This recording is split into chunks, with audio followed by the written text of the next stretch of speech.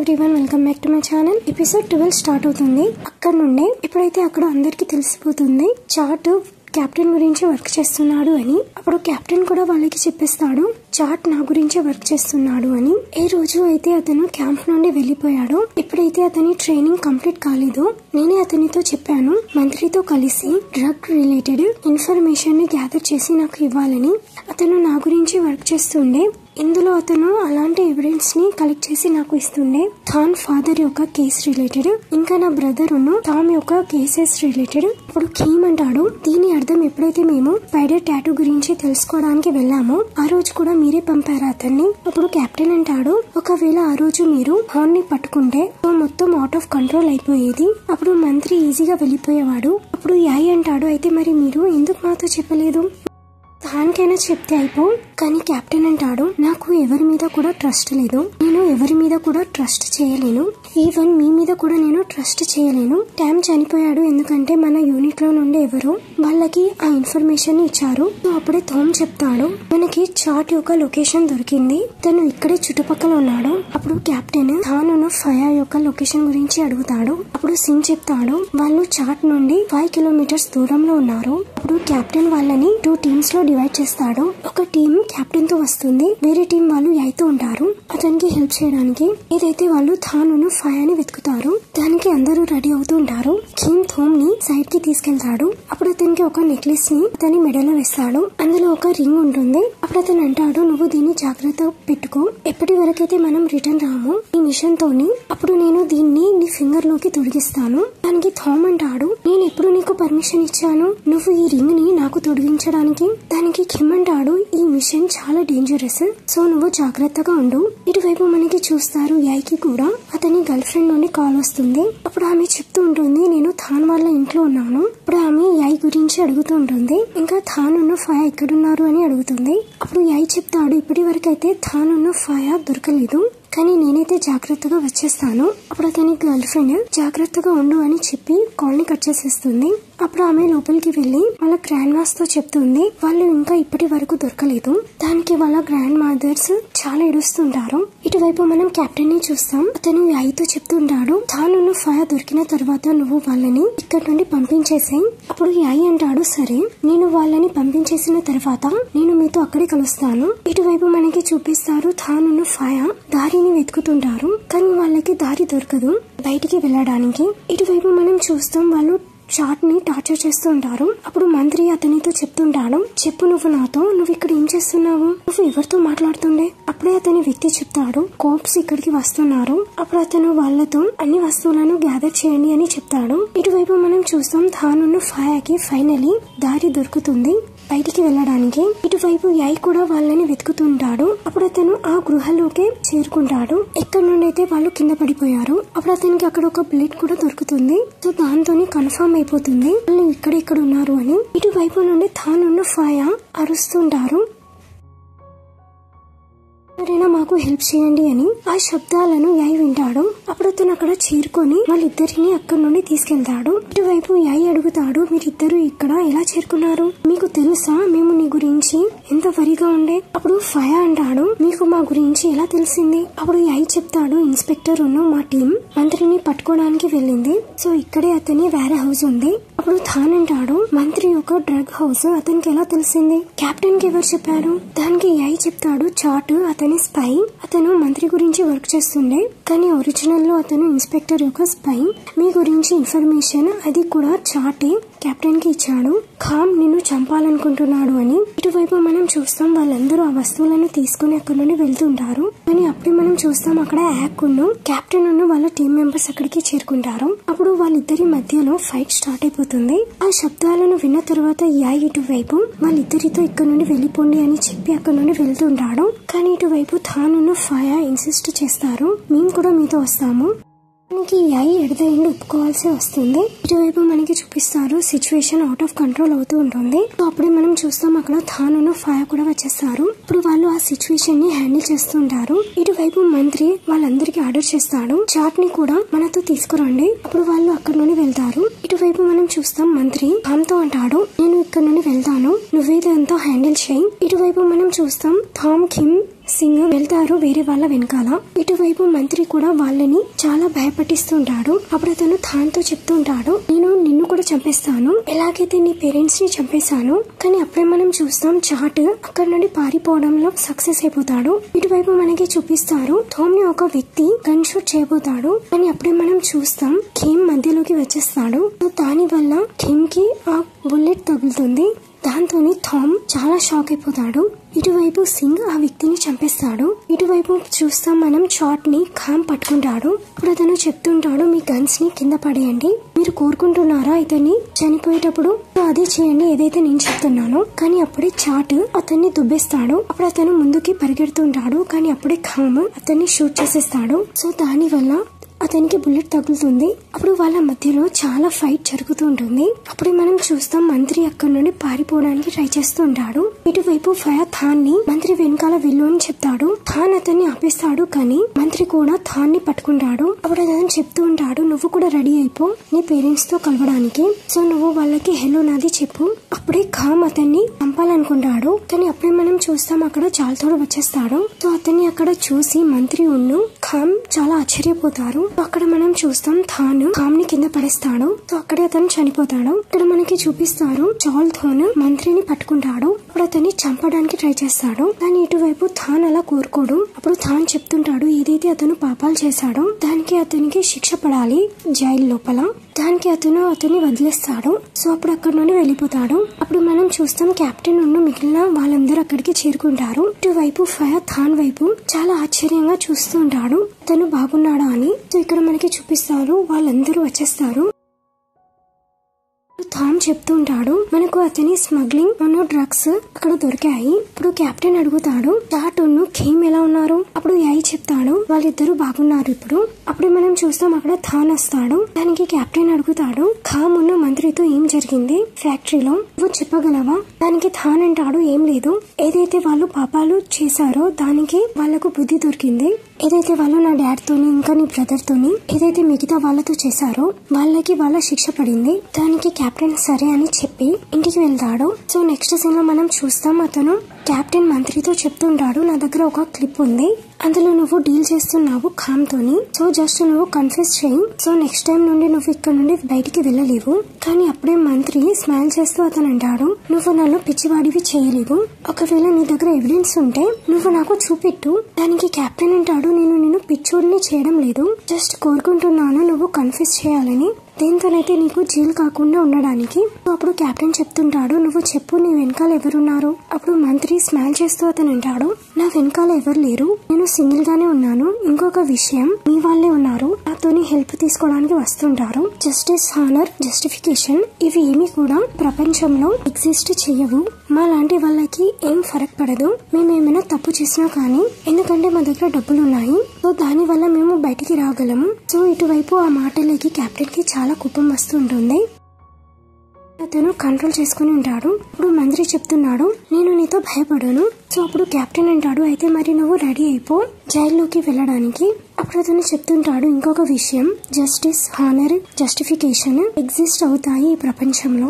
So ఇవి వాళ్ళ మీద డిపెండ్ అవుతుంది, వాళ్ళు దీన్ని ఎలా యూజ్ చేస్తారో. సో నీకు అనిపిస్తుంది కావచ్చు నీ పవర్ నీ డబ్బులు నేను ఇక్కడ నుండి బయటికి తీసుకెళ్తారు అని, కానీ నువ్వు నా మాట విను, నేను నిన్ను ఇక్కడి నుండి బయటికి వెళ్ళనివ్వను. సో ఇక్కడ మనకి చూపిస్తారు వాళ్ళు మంత్రిని పట్టుకుని అక్కడ నుండి తీసుకెళ్తుంటారు. సో అప్పుడు అతను థాన్ వైపు చూస్తాడు. దాన్ని చూసి మంత్రి చాలా భయపడుతుంటాడు. కానీ ఆ విషయం మిగతా వాళ్ళు ఎవరికి కూడా తెలియదు. ఇక్కడ ఫయా అడుగుతాడు, అతను కన్ఫెస్ చేశాడా? అప్పుడు కెప్టెన్ చెప్తాడు, ఇలాంటి వాళ్ళు ఇంత త్వరగా కన్ఫెస్ చేయరు. సో ఇతనికి తెలుసు ఏదైతే దీని అంటరి వెనకాల ఉన్నారో వాళ్ళ గురించి ఇతను చెప్తే వాళ్ళు ఇతన్ని కాపాడరు, వాళ్ళైతే ఇతన్ని చంపేస్తారు. సో ఇటువైపు మనకు నెక్స్ట్ సీన్ లో చూపిస్తారు, టీవీలో న్యూస్ వస్తూ ఉంటుంది, మంత్రియే వీటన్నిటి వెనకాల ఉన్నాడు అని. సో ఈ విషయాన్ని వాళ్ళ ఇంట్లో వాళ్ళకి కూడా తెలుస్తుంది. సో నెక్స్ట్ సీన్ లో మనం చూస్తాం థాన్ ఫా ఇంటికి వస్తారు, వాళ్ళతో యాయి కూడా ఉంటాడు. సో వాళ్ళని చూసి వాళ్ళ గ్రాండ్ పేరెంట్స్ చాలా ఎమోషనల్ అయిపోతారు. ఇక్కడ యాయి తన గర్ల్ ఫ్రెండ్ తో చెప్తుంటాడు, అతను వాళ్ళ గర్ల్ ఫ్రెండ్ తో అడుగుతాడు, నువ్వు నా గురించి సూప్ రెడీ చేసావా? అప్పుడు అతను చాలా ఎమోషనల్ అవుతూ ఆమెని హక్ చేసుకుంటాడు. సో ఆమెని కిస్ కూడా చేస్తాడు. ఇటు వీళ్ళు థాన్ వాళ్ళ గ్రాండ్ మా థాన్ తో చెప్తుంది, సో ఇలాగా నువ్వు నెక్స్ట్ టైం చేయకు, సో నువ్వే ఎవరి మీద అయితే నేను డిపెండ్ అవుతాను. థాన్ అంటాడు సారీ, కానీ నేను ఫైనల్ గా అతన్ని జైల్లో పంపించేశాను. ఎవరైతే నా పేరెంట్స్ ని చంపారో ఇప్పుడు మీకు ప్రౌడ్ గా ఫీల్ అవుతుంది కావచ్చు కదా, మీరు ఒక మంచి కోప్ యొక్క మదర్ అని. ఇప్పుడు వాళ్ళ గ్రాండ్ మా అంటుంది, నువ్వు నిజంగానే చెప్పావు, మీ ఫాదర్ కి కూడా చాలా ప్రౌడ్ గా ఫీల్ అవుతుంది కావచ్చు నీలాంటి ఒక మంచి కాప్ ని చూసి. సో నెక్స్ట్ సీన్ లో మనం చూస్తాం థాన్ వాళ్ళ పేరెంట్స్ యొక్క పిక్ ని తీసుకుని కూర్చుని ఉంటాడు, చాలా ఎమోషనల్ గా ఉంటాడు. ఇప్పుడే మనం చూస్తాం ఫయాద్ అని దగ్గరికి వస్తాడు. అప్పుడు అతను చెప్తుంటాడు, నువ్వైతే వాళ్ళ కిల్లర్ ని పట్టించావు, ఇప్పుడైతే నువ్వు చాలా హ్యాపీగా ఉన్నావు కావచ్చు కదా. థాన్ అతనితో థ్యాంక్ యూ అని చెప్తాడు, అతనితో కలిసి ఉండడానికి, తనకి హెల్ప్ చేయడానికి. ఫయా అంటాడు, నిజంగా ఇది డెస్టినీ, నేను ఎప్పుడు కూడా ఆలోచించేవాడిని నువ్వు ఎప్పుడు నన్ను ఎందుకు కాపాడేవాడివి అని. ఇప్పుడు నేను నిన్ను ప్రొటెక్ట్ చేస్తాను, నేను నీతో ప్రామిస్ చేస్తాను. సో దానికి వాళ్ళిద్దరూ కిస్ చేసుకుంటారు. ఇక్కడ ఫయా చెప్తుంటాడు, నువ్వు నాతో ప్రామిస్ చేశావు, నువ్వు ఎప్పుడు కూడా నాతో కలిసి ఉంటావు అని. కానీ ఇక్కడ థాన్ ఏం చెప్పడు. అప్పుడు వాళ్ళిద్దరూ మళ్ళీ కిస్ చేసుకుంటారు. అప్పుడు ఫయా చెప్తాడు, రేపు ఏది ఏమైనా కానీ నువ్వు గివ్ అప్ చేయకు, నువ్వు మా గురించి ఫైట్ చేయాలి, నువ్వు మన గురించి ఫైట్ చేయాలి. మన జీవితంలో ఈ రోజు గడిపోతే మనం ఎప్పటికీ కలిసి ఉంటాము. ఫయా అంటాడు, నేను నిన్ను చాలా ఇష్టపడుతున్నాను. అప్పుడు థాన్ కూడా అంటాడు, నేను కూడా నిన్ను ప్రేమిస్తున్నాను, ఎప్పుడు చేస్తూనే ఉంటాను. దాని తర్వాత వాళ్ళిద్దరూ ఒకరినొకరు కిస్ చేస్తారు. ఇప్పుడు మనం చూస్తాం వాళ్ళిద్దరు ఇంటిమేట్ అవుతుంటారు. సో నెక్స్ట్ సీన్ లో మనం చూస్తాం ఫెస్టివల్ రోజు వచ్చేస్తుంది. ఇక్కడ మనం చూస్తాం థాన్ వాళ్ళ గ్రాండ్ మా అన్ని ప్రిపరేషన్స్ చేసి నిల్చొని ఉంటుంది. ఇప్పుడు ఫయా వాళ్ళ గ్రాండ్ మా ఆమెకి హెల్ప్ చేయడానికి వస్తుంది. ఇప్పుడు వాళ్ళిద్దరు బయటికి వెళ్తారు ప్రే చేయడానికి.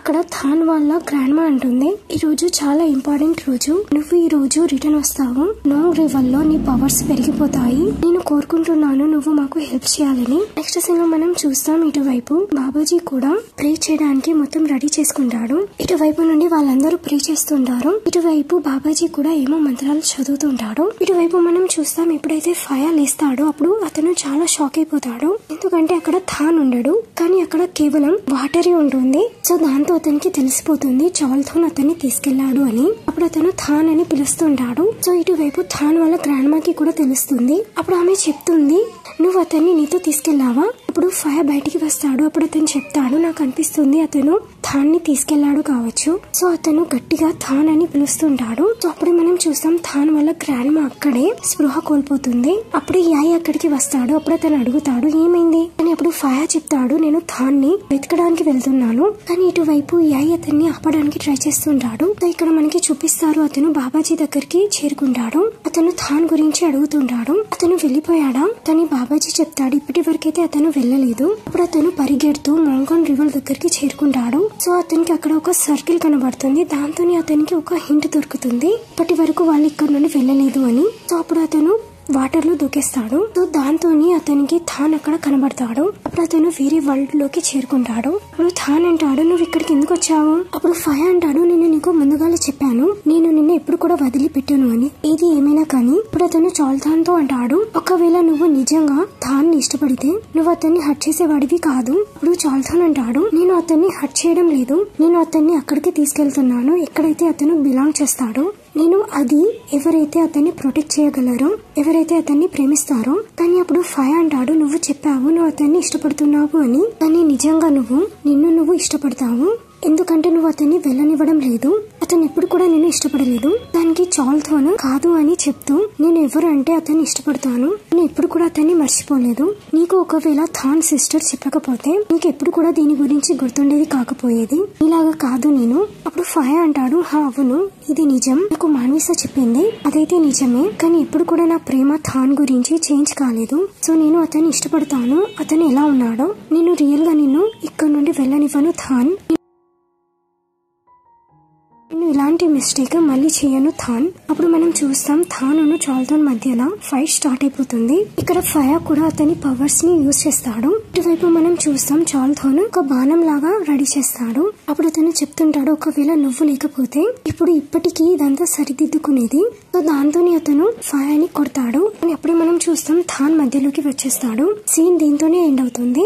ఇక్కడ మనకి అన్ని సీన్లని చూపిస్తారు, ఎలాగైతే వాళ్ళిద్దరు పాస్ట్ లైఫ్ లో కూడా ప్రేమించుకునే వాళ్ళు, ఇంకా ఈ లైఫ్ లో కూడా వాళ్ళు ఎలాగా వాళ్ళిద్దరు కలుసుకున్నారో, ఇంకా ఎలాగా వాళ్ళిద్దరికి ప్రేమ పుట్టిందో, ఇంకా ఎలాగైతే ఇప్పటికీ థానే ఫయాని కాపాడుకుంటూ వచ్చాడో, ఇక్కడ కూడా థాన్ మధ్యలోకి వచ్చేస్తాడు. ఏదైతే ఆ బాణం థాన్ కి తగులుతుంది అప్పుడు చాల్థన్ చెప్తుంటాడు, ఇప్పుడు కూడా అతను నీ వల్ల అతని లైఫ్ ని సాక్రిఫైస్ చేస్తూ వచ్చాడు. ఇప్పుడు కూడా నువ్వు అతన్ని నీ దగ్గర ఉంచుకోవాలనుకుంటున్నావా? నువ్వు చాలా సెల్ఫిష్. అప్పుడు ఫై ఏడుస్తూ అంటాడు, లేదు, నువ్వు నాతో కలిసి ఉంటావు థాన్, నువ్వు నాతోని రా. అప్పుడు చాల్థన్ ఉన్న ఫయాతో థాన్ అంటాడు, మీరిద్దరు కొట్టుకోవడం ఆపేసేయండి, నేను మీ ఇద్దరితో రిక్వెస్ట్ చేస్తున్నాను. అప్పుడే మనం చూస్తాం అతను స్పృహ కోల్పోతాడు. అప్పుడు చాల్థన్ చెప్తాడు, ఇతన్ని నాగా కేన్ లో తీసుకెళ్లాలి, అప్పుడే అతను బ్రతకగలడు. సో సెల్ఫిష్ కావడం ఆపు, నువ్వు ఇతన్ని తీసుకొని వెళ్ళనివ్వు నన్ను. ఇటు వైపు ఫయా వద్దు అని చెప్తుంటాడు. కానీ అప్పుడే మనం చూస్తాం చాల్థన్ అతన్ని దుబ్బేస్తాడు, అతన్ని తీసుకుని వెళ్ళిపోతాడు. ఇటువైపు ఫయా థాన్ అని పిలుస్తూ చాలా ఏడుస్తుంటాడు. అప్పుడే అతను స్పృహలోకి వస్తాడు. ఇంకా అప్పుడు అతను అంటుంటాడు, నేను ఇక్కడ ఏం చేస్తున్నాను? ఏదైతే అతను హాస్పిటల్లో ఉంటాడు. ఫ్రాని అతనితో చెప్తుంది, నువ్వు నీళ్ళలో మునిగిపోయావు, 4 days తర్వాత నీకు స్పృహ వచ్చింది. అప్పుడు అతను అడుగుతాడు, ఎవరైనా థాన్ని వెతకడానికి వెళ్లారా? ఎవరికైనా అతను దొరికాడా? కానీ అప్పుడు వాళ్ళ గ్రాండ్మా చెప్తుంది, అతను ఆ రోజు నుండి మాయమైపోయాడు, కానీ అతను ఇప్పటి వరకు దొరకలేదు. అందరూ అతని గురించి వెతుకుతున్నారు, కానీ అతని బాడీ కూడా దొరకలేదు. కానీ అప్పుడు మనం చూస్తాం అతను మెంటర్ లాగా బిహేవ్ చేస్తూ అక్కడ నుండి వెళ్ళడానికి ట్రై చేస్తుంటాడు. నేను వెళ్ళాలనుకుంటున్నాను, నాకు తెలుసు అతను ఎక్కడున్నాడు. చాల్థాన్ అతన్ని తీసుకెళ్లాడు, నేను అతన్ని తీసుకొస్తాను. కానీ అతని గ్రాండ్మా అంటుంది, నువ్వు స్పృహలోకి రా ఫయా, థాన్ వెళ్ళిపోయాడు, అతను ఇప్పుడు మనతో లేడు, నువ్వు ఇలాగా బిహేవ్ చేయడం ఆపు. సో దాంతోని ఫయా ఏడుస్తూ వాళ్ళ గ్రాండ్మాని హక్ చేసుకుంటాడు. సో నెక్స్ట్ సీన్ లో మనం చూస్తాం కెప్టెన్ ఉన్న అతని టీం మెంబర్స్ అక్కడికి వచ్చేస్తారు ఫయాతో కలవడానికి. ఇటువైపు మనం ఫయాని చూస్తాం, అతను చాలా ఏడుస్తూ ఉంటాడు. అతని ఉన్న థాన్ యొక్క మూమెంట్స్ ని గుర్తు తెచ్చుకుంటూ ఉంటాడు. ఎప్పుడైతే వాళ్ళు ఫస్ట్ టైం కలుసుకున్నారో, దాని తర్వాత వాళ్ళు ఎలా కలుసుకున్నారో, ఇప్పుడు వాళ్ళు ఎలాగా ప్రేమలో పడ్డారో, వాటన్నింటినీ గుర్తు తెచ్చుకుని అతను చాలా ఏడుస్తూ ఉంటాడు. ఎప్పుడైతే వాళ్ళందరూ వస్తారో అప్పుడు వాళ్ళతో అతను అడుగుతాడు, థాన్ మీకు దొరికాడా? ఇటువైపు కెప్టెన్ అతనితో అడ్వైస్ చేస్తాడు, నువ్వు కొన్ని రోజుల వరకు హాలిడే తీసుకో వర్క్ నుండి, ఎప్పుడైతే నువ్వు బాగైపోతావో వర్క్ కి వచ్చేసాయి. ఇటువైపు థాన్ గురించి అయితే మేము ఆఫీసర్స్ ని పంపాము, వాళ్ళు థాన్ గురించి తెలుసుకోవడానికి మొత్తం ట్రై చేస్తున్నారు. వాళ్ళకు ఎలాంటి క్లూ దొరికినా వాళ్ళు తప్పకుండా మాతో చెప్తారు. దానికి ఫయా చాలా ఏడుస్తుంటాడు. అతన్ని చూసి ఐ కూడా చాలా ఎమోషనల్ అయిపోతాడు. ఇటువైపు మనకి చూపిస్తారు చాలా టైం గడిచిపోతుంది. ఇటువైపు ఫయా థాన్ ని వెతకడానికి చాలా ట్రై చేస్తుంటాడు. మొత్తం 1 year గడుస్తుంది. ఇటువైపు ఫయా థాన్ వాళ్ళ గ్రాండ్ మాతో కలిసి ఉంటుంటాడు. అతను అక్కడే మోంగోన్ రివర్ లో థాన్ ని వెతకడానికి, కానీ అతనికైతే ఇప్పటి వరకు ఏం దొరకదు. అతను అన్ని ప్లేసెస్ లోకి వెళ్లి థాన్ గురించి మిస్ అవుతూ ఉంటాడు. అతను బాబాజీ దగ్గరికి కూడా తరచూ వెళ్తుంటాడు తెలుసుకోవడానికి, కానీ బాబాజీ చెప్తాడు అతనికి కూడా ఎలాంటి హింట్ దొరకలేదు అని. అప్పుడు అతను రిటర్న్ వెళ్తుంటాడు. అప్పుడే మనం చూస్తాం అక్కడ టీమ్ థోమ్ యాయ్ కూడా అక్కడికి వచ్చేస్తారు. అప్పుడు వాళ్ళు చెప్తుంటారు, మేము నీకు హెల్ప్ చేయడానికి ఇక్కడికి వచ్చాము థాన్ ని వెతకడానికి. అప్పుడు యాయ్ ఫయాతో అంటుంటాడు, ఈ రోజు ఏకాదశి, సో అతను కంపల్సరీగా ఈ రోజు దొరుకుతాడు, అతను రిటర్న్ తప్పకుండా వస్తాడు. అప్పుడు కెప్టెన్ అతన్ని చెప్తాడు, ఒకవేళ థాన్ నీకు దొరకకపోతే నువ్వు నీ మొత్తం లైఫ్ ని ఇలానే స్పెండ్ చేస్తావా? యూనిట్ లో అందరూ నీ గురించి వెయిట్ చేస్తున్నారు, నీ వర్క్ నీ గురించి వెయిట్ చేస్తుంది, ఇంకా నువ్వు కోరుకుంటున్నావా థాన్ నిన్ను ఇలాగా చూడాలని? కానీ ఫయా వాళ్ళని ఇగ్నోర్ చేసి అక్కడ నుండి వెళ్లిపోతాడు. ఎప్పుడైతే అతను వెళ్తుంటాడో అతన్ని వెనకాల నుండి ఎవరు పిలుస్తుంటారో, అతను థాన్ ఉంటాడు. అతన్ని చూసి ఫయా చాలా హ్యాపీగా ఫీల్ అవుతాడు. అప్పుడు అతను వెంటనే వెళ్లి అతన్ని హక్ చేసుకుంటాడు. ఇది ఆ ప్లేసే ఉంటుంది ఎప్పుడైతే వాళ్ళు వాళ్ళ పాస్ట్ లైఫ్ లో అక్కడే కలుసుకొని ఎలాగైతే మూన్ లైట్ ని చూసారో. అప్పుడు ఫయా అంటాడు, రియల్ గా నువ్వే కదా? దానికి థాన్ అంటాడు, హా అవును నేనే. ఇప్పుడు థాన్ చెప్తుంటాడు, ఆ రోజు నుండి చాల్థాన్ నన్ను కాపాడడానికి చాలా ట్రై చేశాడు, అతను నాకు అతని సోల్ కూడా ఇచ్చాడు. అప్పుడు అతను అతని సోల్ ని కూడా చూపెడతాడు. అప్పుడు ఫయా చెప్తాడు, అయితే మరి నువ్వు ఎందుకు త్వరగా రాలేదు? నీకు తెలుసా నేను ఎంతలా నిన్ను మిస్ అయ్యాను అని. థాన్ అంటాడు, నేను రావాలనుకున్నాను, కానీ నేను చాల్థాన్ కి అర్థమయ్యేలాగా చేయాలనుకున్నాను, ఇప్పుడు అతను నన్ను వదిలేసేయాలని, అదే మనందరి గురించి బెటర్ అని. దానికి ఫయా అంటాడు, అయితే మరి అతను ఒప్పుకున్నాడా? ఇప్పుడు థాన్ చెప్తాడు, హా అతన్ని నన్ను ఇక్కడికి పంపించేశాడు. ఇక్కడ మనకి చూపిస్తారు చాల్థాన్ వాళ్ళని దూరంగా ఉండి చూస్తుంటాడు. దానికి ఫయా చెప్తాడు, నువ్వు టెన్షన్ తీసుకోకు, నేను ఇతన్ని చాలా బాగా చూసుకుంటాను, నేను ఎప్పుడు కూడా ఇతన్ని ప్రేమిస్తాను. దానికి చాల్థాన్ అక్కడ నుండి వెళ్ళిపోతాడు. ఫయా థాన్ తో అంటాడు, నువ్వు రియల్ గా ఇక్కడ నుండి ఇప్పుడు వెళ్ళవు కదా, నీకు తెలుసా ఇప్పటి నుండి అయితే నువ్వు వెళ్ళిపోయావు, నేనైతే నిన్ను చాలా మిస్ అయ్యాను. ఇప్పుడు అతను మాట్లాడుతూనే ఉంటాడు. కానీ అప్పుడే మనం చూస్తాం థాన్ అతన్ని కిస్ చేస్తాడు. ఇప్పుడు వాళ్ళిద్దరూ కిస్ చేసుకుంటారు. దాని తర్వాత ఇప్పుడు వాళ్ళిద్దరూ హక్ చేసుకుంటారు. దీంతోనే మనకి ఈ ఎపిసోడ్ ఈ సిరీస్ ఎండ్ అయిపోతుంది. కానీ మనకి ఎపిసోడ్ ఎండింగ్ లో కొన్ని క్లిప్స్ ని చూపిస్తారు. ఎక్కడైతే ఫయా నిల్చొని ఉంటాడో అక్కడ శాంట్ వస్తాడు. శాంట్ గురించి అయితే మీకు తెలుసు కావచ్చు. అప్పుడు శాండ్ చెప్తాడు, చాలా టైం అయిపోయింది కదా తోని కలిసి. అప్పుడు అతని పేరు పలుకుతాడు ఏదైతే గరుడ ఉంటుందో. అప్పుడు ఫైర్ అంటాడు, నీకు నా పేరు ఎలా తెలుసు? ఇక్కడ మనకి చూపిస్తారు అతనికి కూడా వింగ్స్ వచ్చేస్తాయి ఏదైతే గరుడకి ఎలా ఉంటుందో. ఇక్కడ మనకి ఒక సీన్ ని చూపిస్తారు ఏదైతే ఫైర్ యూనిఫామ్ ని వేసుకుని ఉంటాడు. అక్కడ మనకి అతని గరుడ యొక్క పవర్స్ ని చూపిస్తారు. సో దీని గురించి అయితే మనకి తెలియదు, దీని మ్యాటర్ ఏంటో. మేబీ కావచ్చు సీజన్ 2 కూడా రావచ్చు, మేబీ వాటి యొక్క సీన్స్ కావచ్చు, ఇకపోతే మేబీ వాళ్ళు అలానే వాళ్ళ ఫ్యాన్స్ గురించి ఇలా చేశారు కావచ్చు. సో మీకు ఈ సిరీస్ ఎలా నచ్చిందో కామెంట్స్ లో చెప్పండి. సో వీడియో నచ్చినట్లయితే please like, share and subscribe.